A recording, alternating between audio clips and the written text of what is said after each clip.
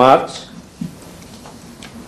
2025 তারিখে, অর্থাৎ আজ থেকে ঠিক 2 মাস পরে, তার আগে আমরা যেসব কার্যক্রম আমাদেরকে সম্পন্ন করতে হবে সেগুলো হচ্ছে, এবং তার সময়সীমা আমি আপনাদেরকে জানিয়ে দিচ্ছি। এইটার ব্যাপারে আমাদের সেন্সিটাইজ করা দরকার, সাধারণ নাগরিক এবং ভোটারদেরকে অবহিতকরণ করা প্রয়োজন, যেটা আমরা করব এবং আপনাদের সহযোগিতা কামনা করি। আমাদের আজকে প্রকাশিত খসড়া ভোটার তালিকার উপরে কোনো দাবি আপত্তি যদি থাকে, তার সংশোধনের জন্য আমরা 15 দিন সময় দেব আজকে থেকে, অর্থাৎ 17 জানুয়ারি পর্যন্ত। 17 জানুয়ারি হচ্ছে দাবি এবং আপত্তি গ্রহণের শেষ তারিখ এই ভোটার তালিকার জন্য।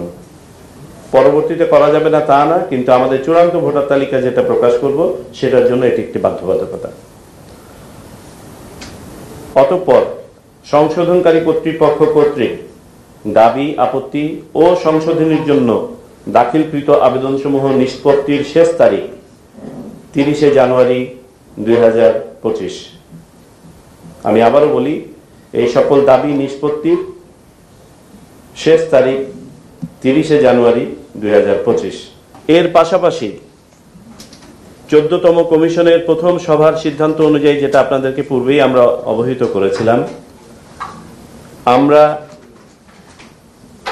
আইনি বাধ্যবাধকতা অনুযায়ী এই হালনাগাদ প্রক্রিয়া সম্পন্ন করার পাশাপাশি আমাদের ভোটার তালিকা যাচাইকরণ এবং বাদ পড়ে যাওয়া ভোটারদের তথ্য সংগ্রহের জন্য বাড়ি বাড়ি যাব। সেই কার্যক্রম শুরু হবে আগামী 20 জানুয়ারি 2025। আমরা পূর্বে ভেবেছিলাম হয়তোবা আমাদের এটা শুরু করতে 2 মার্চ পর্যন্ত চলে যাবে। আমি কৃতজ্ঞতা জানাই আমাদের সংশ্লিষ্ট সকল অনুবিভাগ এবং মাঠ পর্যায়ের অফিসদের, যে তারা দ্রুত এই প্রস্তুতি সম্পন্ন করে নিয়ে এসেছেন আমাদের প্রকল্পের সহায়তায়, এবং আমরা এটা 20 জানুয়ারি ইনশাল্লাহ শুরু করতে পারবো বলে আশা করছি।